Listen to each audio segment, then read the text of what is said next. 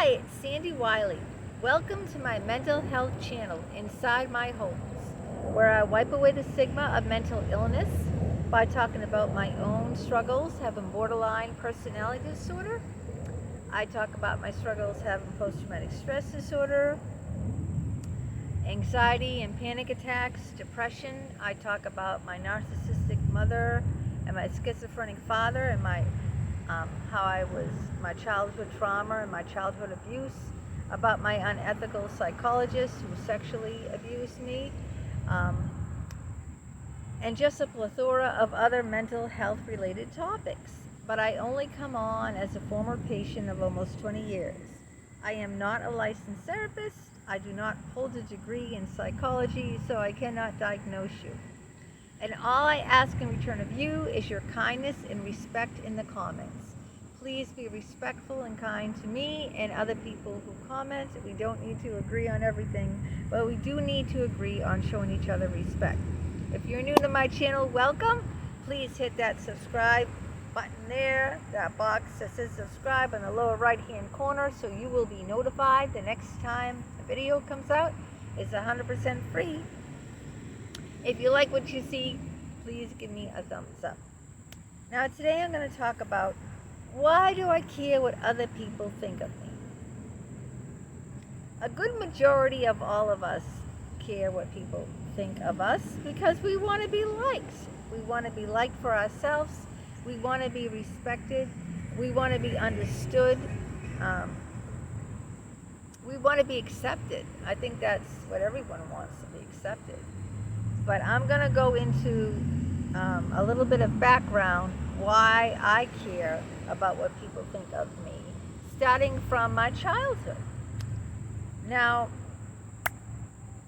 a lot of parents, especially I grew up, I was a baby, I was born in 65. A lot of parents dress the boys in the blue and they dress the girls in the pink. Why do they do that?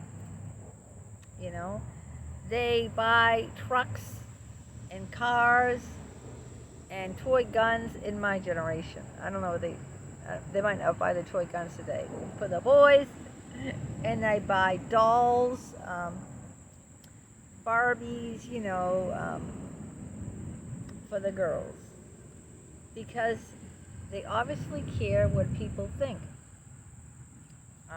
That, you have to buy girls dolls. You have to dress them in pink. You have to put bows and ribbons in their hair. They're a girl. What would people think if you, cut their hair short and dress them in blue? They'd be thinking they're a boy. So I think society, especially when I was growing up, society was very rigid and judgmental in what they thought you had to do for boys and what they thought you had to do for girls. That's not how I was, and that's not so much how it is today, because my son, who is autistic, he wanted a doll, and I bought him a doll. But a lot of parents would frown upon that when I was growing up, and they would say, "What are you, nuts? Why are you buying your..." Hear that? They'd say, "What are you, nuts? Why are you buying your boy a doll? He's going to turn gay. You're going to make him gay." I'm not kidding you. This is how it was when I grew up, okay? So people always cared about what people thought, They had to do things a certain way. Otherwise, everyone would look at them and, be talking about them, and they would be ostracized from society. That's why it took so long for gay people to come out of the closet, because that was not accepted. I personally was good friends with this couple who's, I was friends with both the wife and the husband. The husband was gay, but he didn't come out of the closet till after he had children. He kept up this facade of being married, having children, and for a long, long time, until he was well into his 40s. okay? And then he finally, came out of the closet. But yeah, people they feel shamed, they feel, misunderstood, not accepted, and that's why, people really do care about what others think of them, because they want to be accepted. They want to be accepted for who they really are, not have to put up a facade like my gay friend did and, get married. Also, my husband's best friend in college, same thing. He was gay too, same thing. He got married and had 3 children. Why? We went to his wedding too, because he wanted to be liked. He cared about what people thought of him. So he got married. He had children, see? So he could be like everyone else, But eventually, your true colors are going to come out, and he divorced, and he lived a gay lifestyle. Because how long are you going to keep the charade up? You just can't, You have to be true to yourself. You have to be true to yourself. Another thing, when I was growing up, for me personally, my mother always told me to lie. Don't tell people this. Don't tell people you're part Portuguese. Why? No, don't. Even my Italian heritage, get this. Don't tell people your ancestors are from Sicily. Tell them they're from Naples. Like when I was a little kid, I didn't understand any of this. What's the difference between Sicily and Naples? They're both parts of Italy, right? But I'm Italian. I'm 50% Italian because my father's 100% Italian. My mother's Portuguese and English. But she told me, don't tell anyone you're Portuguese. Don't tell anyone. Just say you're Italian and your ancestors came from Naples. That's what I was instilled. And I never understood. And to this day, I don't understand. What is the big whoopee ding dong deal if I got 25% Portuguese blood in me? If I have ancestors from Sicily? I don't get it. I just don't get it. But this is what they instilled in me. My mother was divorced, and my father was her second husband, and you had to keep that hush-hush, that she was a divorcee. I think that was a big thing. Oh no, nobody gets divorced. If you do, you must be hot to trot. Do you ever hear that one? hot to trot, or so. You must be a slut, in other words. So it's instilled in little children, and it was deeply instilled in me as a child. Even my upbringing, my background was to be ashamed of for I don't know what reason. And also mental illness. My father was a paranoid schizophrenic who was in and out of mental hospitals. He was psychotic. He hallucinated. He heard voices in his ears. He was a paranoid. He thought everyone was out to get him. I never even knew what was wrong with my father. My mother never told me. All she said was, your father's not right. What does that mean? He's not right. I didn't know what that meant. And I was scared shit every time he went, he started having psychotic fits. I didn't know what was going on. And nobody told me. They just said, he's not right. And stop making a fuss. You always make my life difficult. You always make things harder on me. Well, gee, I was frightened and no one explained what was going on. So I was taught that, and like a lot of other people in my generation were taught that you can't say this, you can't say that, don't tell them this, don't tell them you're gay, don't tell them, you're heterosexual, okay? Whether you are or not doesn't matter. You tell them that because they don't want to hear anything else. You'll be ostracized from the community. People will throw rocks through your window. Don't tell them you're Portuguese. Don't tell them this. dress your girls in ribbons and lace and dresses and buy Barbies for them. Don't ever buy your son a doll. God forbid he'll turn gay and you made him that way, so it's your fault. I mean, it was crazy making. So I grew up in this environment. Now, I don't condone any of this, all right? I just want to come out here and lay it straight to you.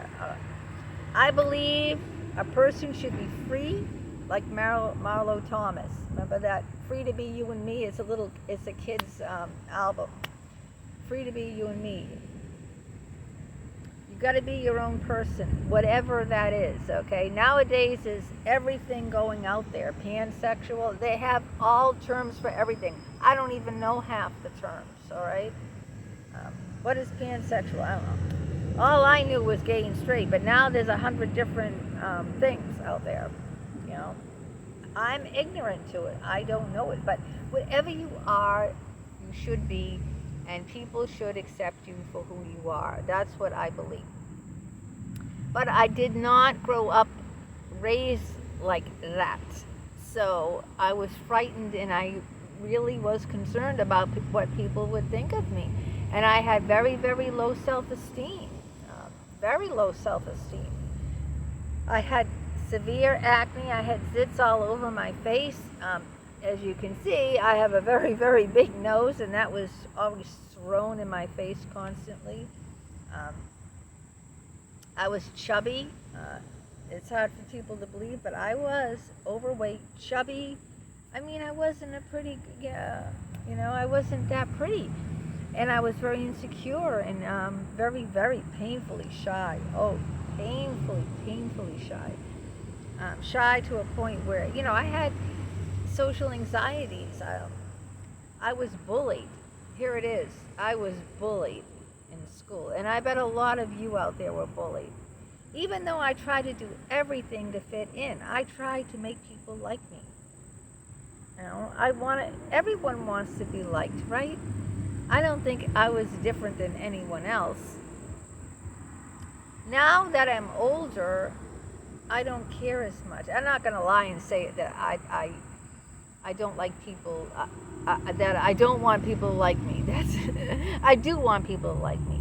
But I don't go out of my way to, like I used to, for them to like me. I realize that people are going to dislike you no matter what you do, okay?